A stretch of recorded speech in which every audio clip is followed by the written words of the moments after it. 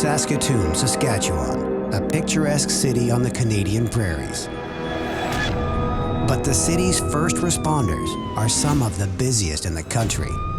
The men and women of Saskatoon's MD ambulance respond to 30,000 emergency calls per year. These are the stories of the paramedics who race through the streets to answer the call.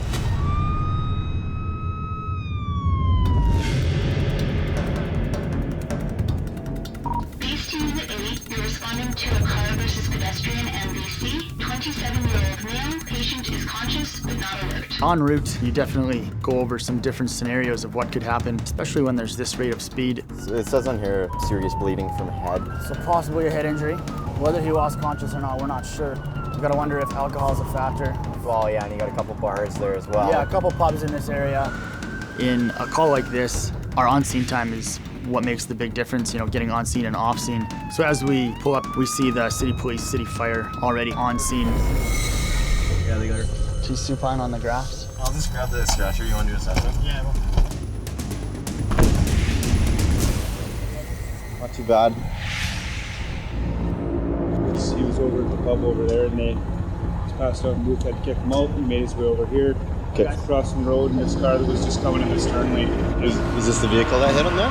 Do we know how fast that car was going when they Not at all. We had to talk to them. Sure, I'll just take a quick listen to it as long as you're Take a nice deep breath for me, bud. Upon making patient contact, we do what's called a rapid trauma assessment. Good, hand out. For any significant or life-threatening injuries, and our goal is to have this done in under 1 to 2 minutes. Yeah, he went up. He didn't go on the window, but it looks like he came off. When we get called for a person that's been hit by a car, we worry about a whole multitude of situations. How did they land on the car? Did they go up and over? Did they go down and under? Were they dragged? Did they go through the windshield? It's a huge puzzle that we have to piece together. So you witnessed this? Yeah, I saw him, this guy, beeline out of into the intersection at a green light. So he was jaywalking then? Yeah, we were easily going 60. And he got hit. Travel like 10 to 15 feet in the air before landing. Do you have any pain down your neck or your back? We want to try to minimize the movement of that particular bone if it does happen to be fractured, just to prevent further injury. Do you remember getting hit by a car? No. Did you black out? Okay. You know what? We'll sit him up right now. We're going to sit you up here, bud. No, you're coming to the hospital with us, bud. You just got to protect your neck, okay? Okay. Shuffle this way. You're going to turn around, you're going to feel a bed behind your legs, okay? This patient was very lucky to escape this incident with just the injuries that he had. The high rate of speed the car was traveling could have caused much more damage. 19 years old, loss of consciousness. With the patient being intoxicated, not aware of what was going to happen, most likely reduced the amount of injuries he sustained. We're going to take him to the hospital now. He's really lucky that it wasn't worse.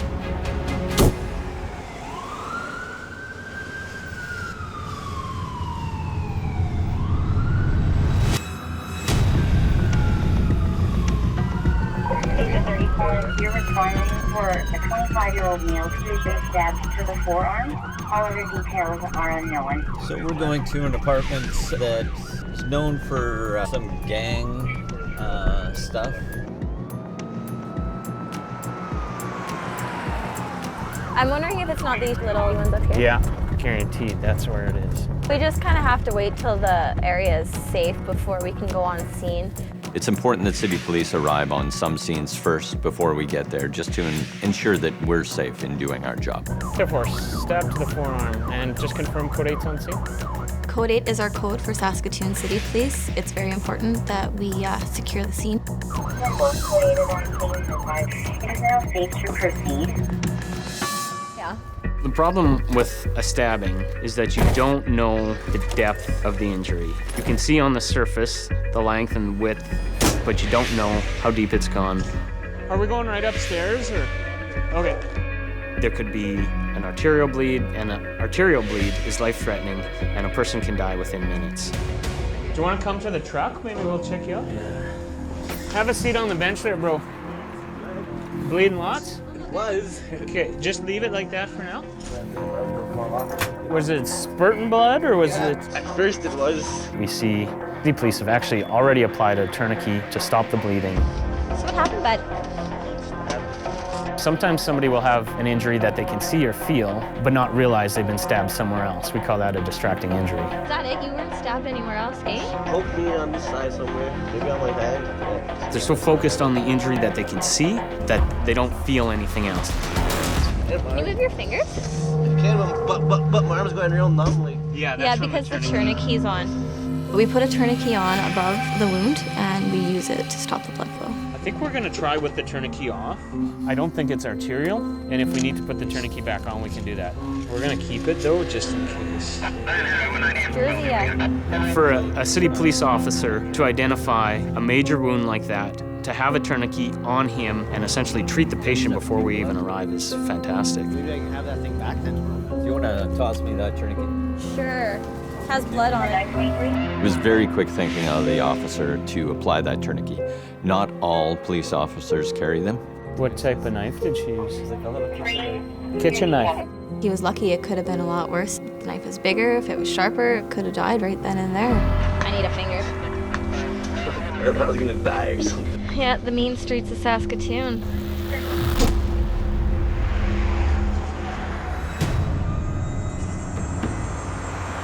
I wanted to be a paramedic because I was always fascinated with emergency services. It's a Bravo, isn't it? Bravo! For me, meeting new people each day, each shift, and having them put their trust in you. Each call, might not be life or death, but it might be an emergency to that certain patient or that certain individual, and they've called you and put their trust in you to help them in their time of need. District, your call is a 13-year-old male patient who is conscious and not alert, complaining of high fever and headache. When we get this call of a young boy with high fever, headache, jaw pain, we're worrying about serious infection. Hello. How are you? Could be better, hey? What's going on today? He stepped on a nail a couple days ago, or like this piece of metal in his foot, and then just... You go get that checked out? Yeah, he did, and they gave him some medicine for it, but just today, he just like, all of a sudden he had this headache, and now he's having muscle spasm.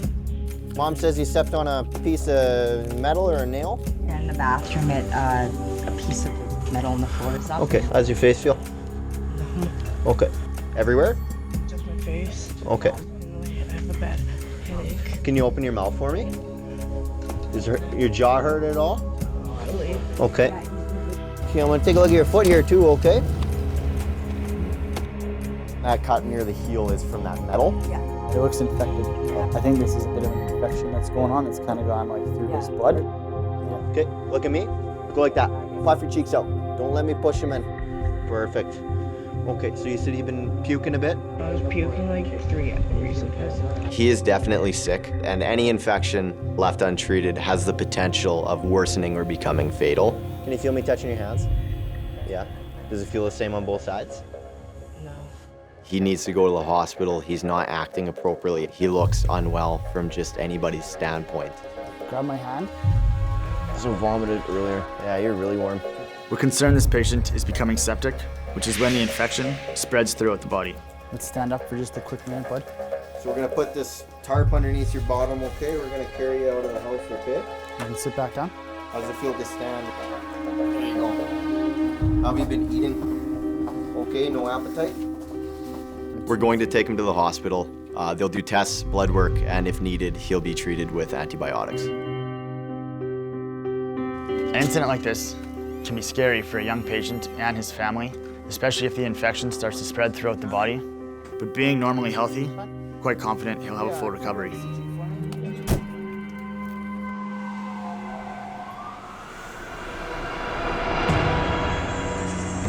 Respond Delta, Avenue D South. Patient is in the elevator.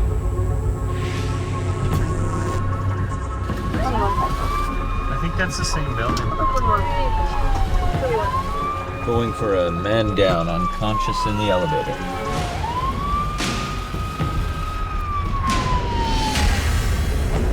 We were just at this building for a stabbing. We go to that apartment building at least maybe 1 to 2 times a night.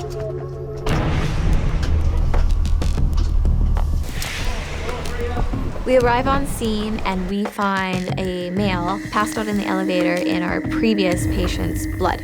Sir, you want to wake up? City police, are you okay? Wake up! You slipping out of the jacket. Who called us in? I recognize Someone from the city.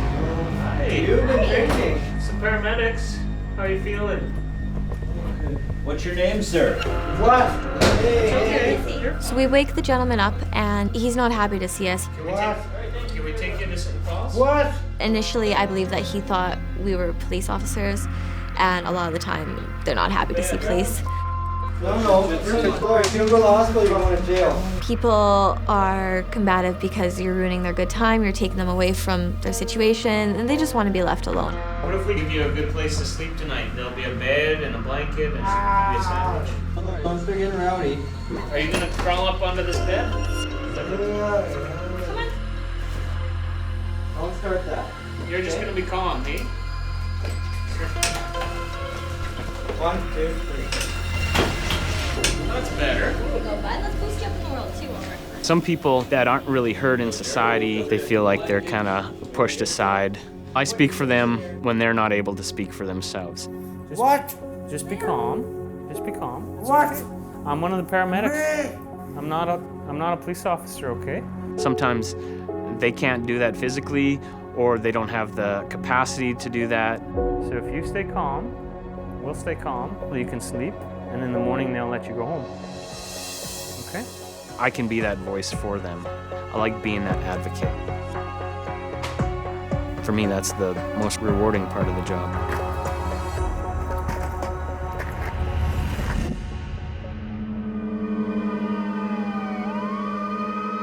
This is a Delta response to a white car in a parking lot. Report of an unconscious male, status unknown.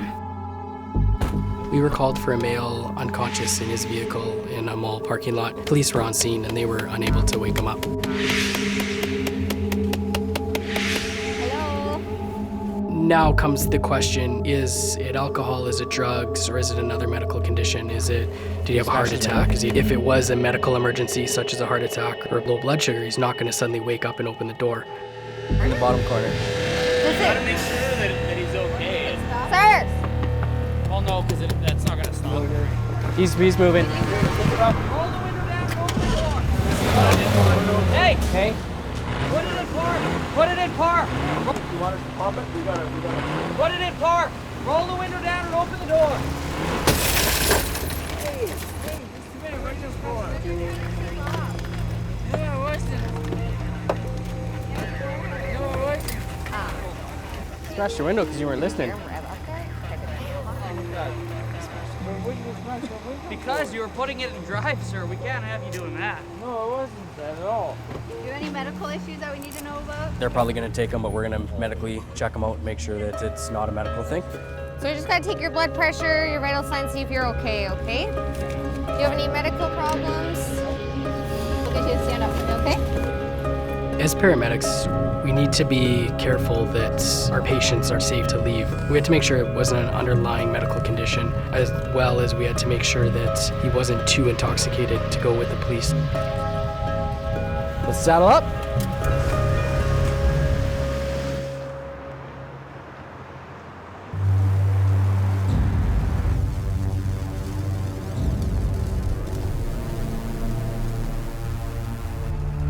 I don't know if anybody really knows why they become a paramedic.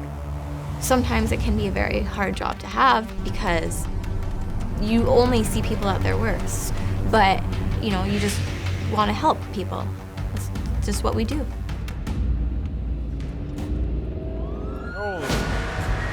Did you see that? Where the f did they come from? Those guys are flying. When city police are driving that fast, something bad is happening.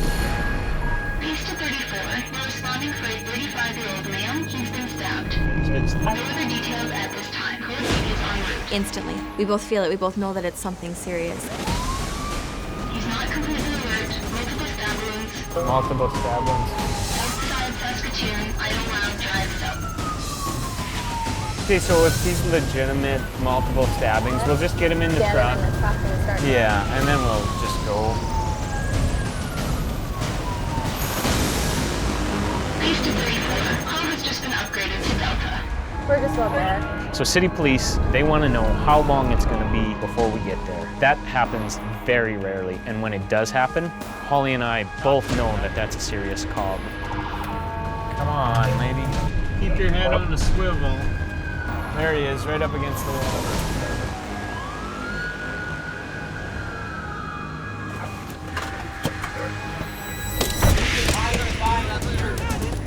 Two or one? Okay. High in the side. At this point, I see him laying on the ground, covered in blood, not breathing well. I think he's gonna die if we don't get to the hospital.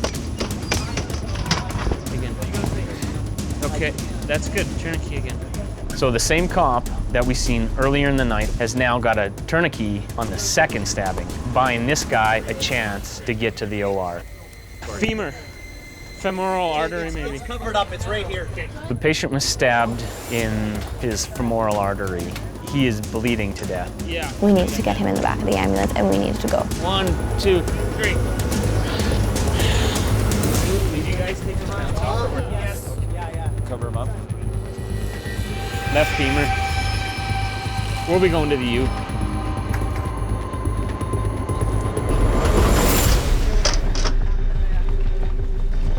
Where? Right here, it's covered. Oh, okay. We're just gonna get a quick pressure here. How old is he, do you think? I'd say 34, 35 maybe.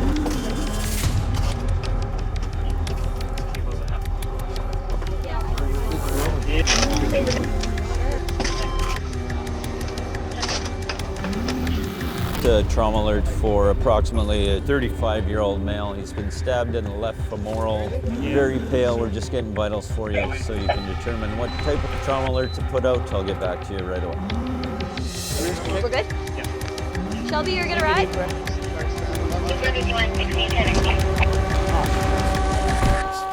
good? Just yell those vitals for me when... I can't get an accurate pressure, Holly. Heart rate is 33. He's gonna code here right away. Calls like this, we don't know if they're necessarily gonna make it or not. We have a gut feeling. We know that they're slipping out, they're going downhill, but that doesn't mean we're gonna stop trying. We're gonna do everything that we can possibly do to keep this patient alive, because as long as they're in our care, we're gonna do the best we can.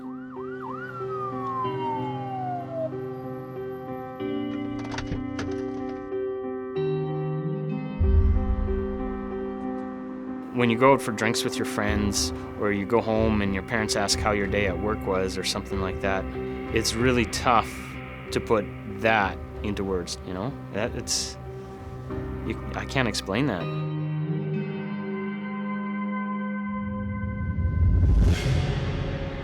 Earlier in the night, we responded to the gentleman that was hit by a motor vehicle at a high rate of speed. Do you remember getting hit by a car? No. No? Did you black out? He was admitted for the night. He spent the night in emerge, but left the following morning against medical orders.